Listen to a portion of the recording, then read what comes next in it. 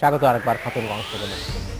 আজ আমরা আলোচনা করছি মাছের উৎপাদন নিয়ে। এই নিয়ে আলোচনা করতে আমার সাথে স্টুডিওতে রয়েছেন ঢাকা কেন্দ্রীয় কমিটির জাতীয় মৎস্যজীবী সমিতির মহাসচিব ফণীভূষণ মালু, এবং এই মুহূর্তে আমার সাথে যোগ দিয়েছেন ঢাকা বিশ্ববিদ্যালয়ের প্রাণীবিদ্যা বিভাগের অধ্যাপক ডক্টর এম নিয়ামুল নাসের।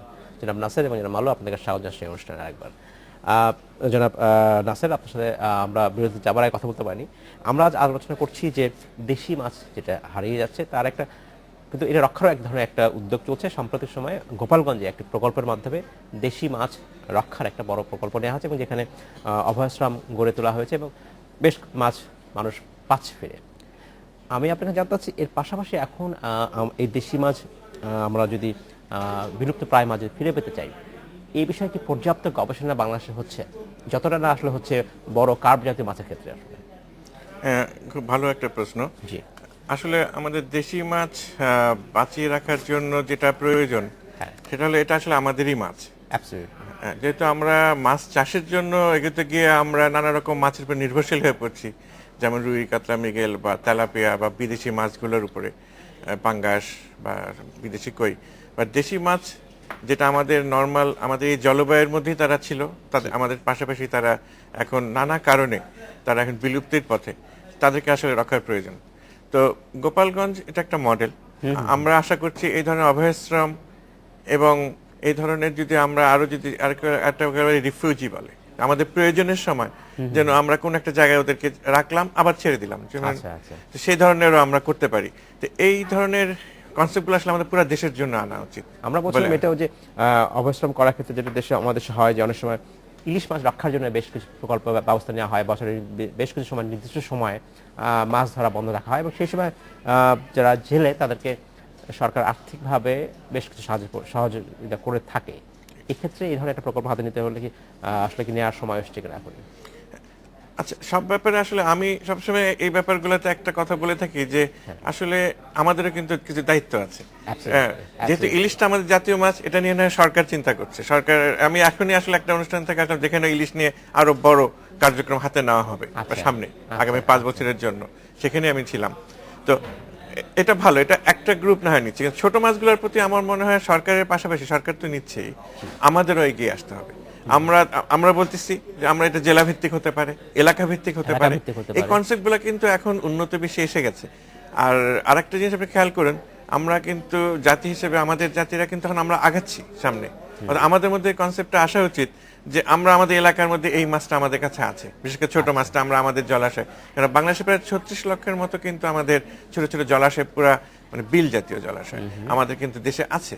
সেই জলাশয়ের মধ্যে ধান চাষ না করে আমরা কিছু কিছু জলাশয়গুলোকে আমরা এলাকা ভিত্তিক ভাবে, সমাজ ভিত্তিক ভাবে যাকে বলা হয় সামাজিক, এর মাধ্যমে কিন্তু আমরা মাছগুলোকে রাখতে পারি এবং আমরা বলতে পারি একটা এলাকা গর্ব করবে যে আমার কাছে এই মাছ আছে, আমার কাছে সরপুটি আছে, তোমাদের কাছে কি আছে, ওরা হয়তো বলে আমাদের কাছে রানী মাছ আছে, তোমার কাছে কি আছে। তো এইভাবে কিন্তু আমরা কিন্তু আস্তে আস্তে একটা সচেতনতার মাধ্যমে নিজেদের উদ্যোগে কিন্তু আমরা এগিয়ে যেতে পারি। পাশে সরকার তো আসবেই, গবেষণাকাররা আসবে, আমাদের বিশ্ববিদ্যালয় থেকে আমাদের যারা গবেষক তারা এগিয়ে আসবে, কিন্তু মানুষকেও এগিয়ে আসতে হবে। এই এগিয়ে আসার ক্ষেত্রে সবচেয়ে বড় যাদের এগিয়ে আসা উচিত মৎস্যজীবীদের ক্ষেত্রে। তারা আসলে তাদের পক্ষে কতটা সম্ভব, বা এই এগিয়ে আসতে গেলে কোনো প্রতিবন্ধকতা রয়েছে কিনা? ভালো এগিয়ে আসতে গেলে অবশ্য আমাদের কাজ, মাছগুলো দেশে যদি হয় আমাদেরই লাভ হবে, দেশের লাভ হবে, মৎস্যজীবীদের লাভ হবে, এটা আমাদের দায়িত্ব আছে। যেটা ঢাকা ভার্সিটির প্রাণীবিদ্যা বিভাগের শিক্ষক সাহেব বললেন, ওনার কথা ঠিক আছে যে আমাদেরকে অবশ্যই এগিয়ে আসতে হবে। সরকার তখন আমাদের কাজ দেখে সরকারও হয়তো আমাদেরকে সহযোগিতা করবে, উদ্যোগটা থাকবে আমাদের আগে। আমি যেটা মনে করি আমাদের এখানে যথেষ্ট গুরুত্বপূর্ণ ভূমিকা থাকতে হবে, এবং সেটা আমরা কিছু কিছু জায়গায় করেছি এবং কিছু কিছু জায়গায় করার চেষ্টা করছি। প্রাতিষ্ঠানিক কোনো প্ল্যাটফর্ম আছে কিনা? এই যে ক্যাম্পেইনের কথা বলছি আমরা, সচেতনতা, গণসচেতনতামূলক কাজের কথা বলছি, প্রাতিষ্ঠানিক কোনো কাঠামো আছে নাকি জাস্ট আমরা শুধু বলে যাচ্ছি? এরকম কোনো ব্যবস্থা আছে? নাই, তো এইভাবে আমাদের করতে হবে, আমাদের প্রাতিষ্ঠানিক কাঠামোটা করতে হবে আগামী দিনে, রাইট।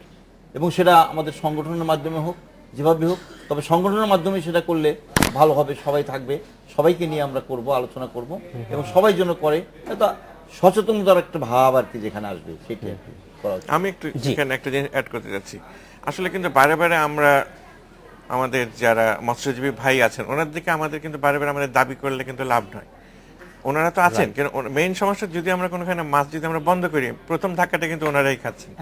এবং তারপরেও উনি এত সুন্দর করে বলতেছে যে আমরা রক্ষা করতে চাচ্ছি, কথাটা কিন্তু এখানেই, মানে দেখেন কত পরিবর্তন আসছে, তাই না?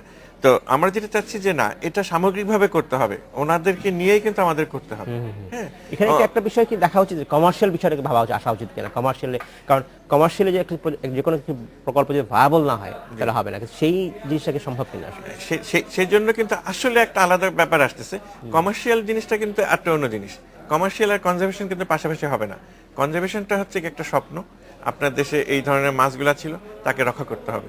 তখন আপনি কমার্শিয়ালি একে নিয়ে আপনি চিন্তা করতে পারবেন না। কারণ আমরা যে চাষ গবেষণার মাধ্যমে যেটা দেখছি, আমরা আমাদের এতগুলা প্রায় 50টার মতো মাছকে যে আগে আমাদের বিলুপ্তির ঘোষণা করা হচ্ছে বা বিলুপ্তি প্রায় অবস্থায় আছে, তাদের মধ্যে মাত্র 10 জনকে আমরা মাত্র আর্টিফিশিয়ালি ব্রিড করাতে পারছি, 10 থেকে 12টা মাছকে। 50 জনকে সম্ভব নয়। তো অতএব যেটা হচ্ছে কি, আমরা একটা স্বপ্ন দেখবো যে হ্যাঁ আমরা আমাদের 50টা মাছকে আমরা রক্ষা করব, আমাদের বিলে সুন্দর সুন্দর গলিশা মাছ দেখা যাবে, পাবদা মাছগুলো আসবে, নিজে নিজেই থাকবে। পাশাপাশি যেটা করতে হবে, আমাদের যে মৎস্যজীবী ভাই বোনেরা আছে, ওনাদেরকে আমাদের লক্ষ্য রাখতে হবে, ওনাদের জন্য একটা খাবারের ব্যবস্থা করতে হবে। এই দায়িত্ব কিন্তু সমাজেরই, সরকারের বাইরে সমাজেরই দায়িত্ব। ইটস নট আ মডেল, এটা আমাদের আগে আসতে হবে সচেতনতা। এখন আমরা সব দিকে আমরা কিন্তু সচেতন হচ্ছি। আমাদের কিন্তু আমি বলি যে আমাদের মনে হয় আমরা এইভাবে আমরা এগিয়ে যেতে পারলে ওনাদের সুবিধা হবে। আপনি একটা খেয়াল করে দেখেন, একটা ছোট্ট একটা মাছ কিন্তু অনেক নিউট্রিশন দেয়, অতএব সেটাও কিন্তু দেখতে হবে। আমি যদি অতিরিক্ত মাছ যদি বাঁচাতে পারি, অতিরিক্ত মাছ হয়, আমাদের নিউট্রিশনে অনেক সমস্যা সলভ হবে। নিয়ামুল বাসা, আপনাকে অসংখ্য ধন্যবাদ। জনাব ফণী হোসেন মারু, আপনাকে অসংখ্য ধন্যবাদ। সময় স্বল্প জন্য আজকে আমাদের এখানে শেষ করতে হচ্ছে, তাই ভবিষ্যতে আপনার সাথে আমরা আবার কথা বলবো। ধন্যবাদ। এই ছিল আজকের আমাদের খাতুনগঞ্জ থেকে মতিঝিলে, আমাদের সাথেই থাকবেন, দেখা হবে আবার।